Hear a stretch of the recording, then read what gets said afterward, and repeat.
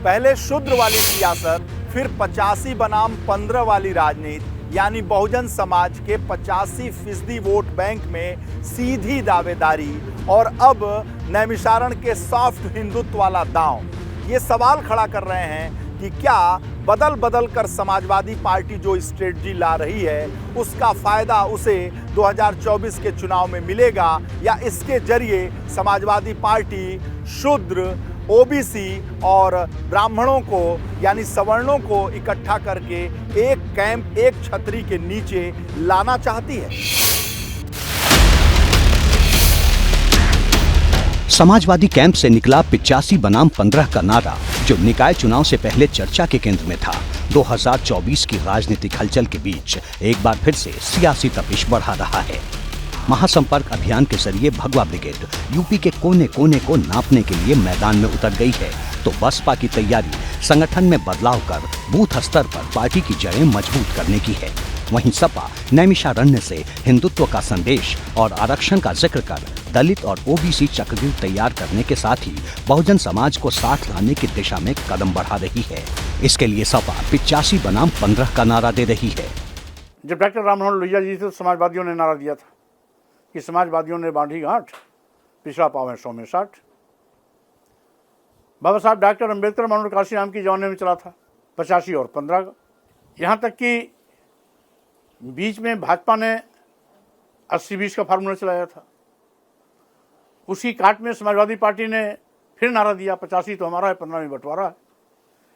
तो स्वाभाविक रूप से जब डॉक्टर राममनोहर लोहिया, डॉक्टर अम्बेडकर, मनोहर काशीराम जी, मुलायम सिंह यादव जी की बात चलेगी तो 85-15 की बात भी चलेगी। ये वही नारा है जो निकाय चुनाव से पहले सपा की शूद्र वाली सियासत के साथ खूब सुनाई दिया था। ये बात और है कि सपा फिलहाल शूद्र वाली सियासत पर खामोश है, लेकिन 85 बनाम 15 के नारे के आसरे भाजपा और बसपा को चुनौती देने की योजना बना रही है। हालांकि राजनीतिक विश्लेषकों का मानना है कि 85 बनाम 15 के नारे से सपा को कोई खास फायदा नहीं होने वाला। देखिए, 85 बनाम 15 का नारा जो है वो बहुत पुराना हो गया है, आउट ऑफ डेट है, उसमें कोई अब तथ्य नहीं रह गया है। वजह यह है कि जब आप क्लास से कास्ट में कन्वर्ट हो जाते हैं तो कास्ट में उनकी अपनी जो आबादी है या जो उनके पोटेंशियल लीडर हैं उनके आधार पर चीज़ें तय होती हैं। अगर 85% का कोई ऐसा कॉन्सेप्ट वास्तव में होता तो कोई एक पार्टी शायद हमेशा सत्ता में रहना चाहिए उसे, चाहे वो समाजवादी पार्टी हो या बीएसपी हो।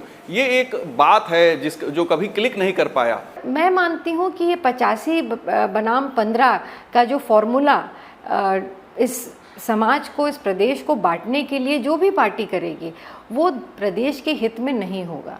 प्रदेश की 24 करोड़ की जनता के सामने जो सबसे बड़ा एजेंडा है वो आज प्रदेश में सबसे बड़ी बेरोज़गारी का है, बढ़ती महंगाई का है, किसानों की समस्याओं का है, बच्चों की शिक्षा और स्वास्थ्य की जो चुनौतियां हैं उससे लड़ने का है।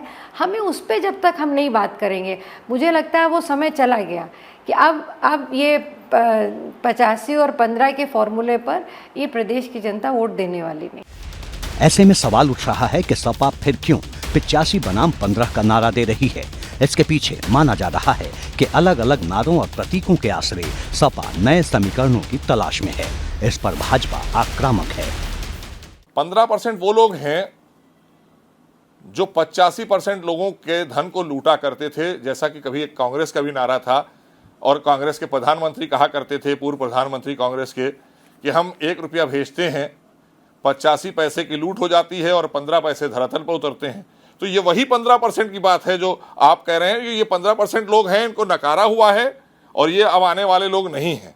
और 85% की जहाँ तक बात की जाए तो 85% वाले लोग इन्हें पसंद नहीं करते, क्योंकि ये जब सत्ता में आए हैं इन्होंने सिर्फ 85% लोगों को परेशान करने का काम किया है, उनका दोहन करने का काम किया है, भ्रष्टाचार किया है और इन्होंने आतंकियों तक को महिमा मंडित करने का काम किया है। आज भारतीय जनता पार्टी के साथ हर वर्ग का व्यक्ति है, इसलिए वो लोग जिनके पास अब कोई काम के आधार पर किसी वर्ग को साथ लेने का विषय नहीं है, तो जातीय उभार, एक भावनात्मक उभार पैदा करना चाहते हैं। जबकि जनता समझ चुकी है कि जब वो सत्ता में रहे तब उन्होंने हर वर्ग के लिए क्यों नहीं कुछ किया। क्यों मेरे नेता मोदी ने ही सोचा उन महिलाओं के बारे में जो कि न जाने कितना धुआं इनहेल करती थी और उनके फेफड़े और आंखें खराब होती थी। बहरहाल भाजपा का तर्क अपनी जगह, लेकिन माना यही जा रहा है कि जैसे जैसे 2024 के लोकसभा चुनाव का वक्त नजदीक आएगा, 85 बनाम 15 वाले जातीय समीकरणों पर राजनीतिक बयानबाजी और तेज होगी।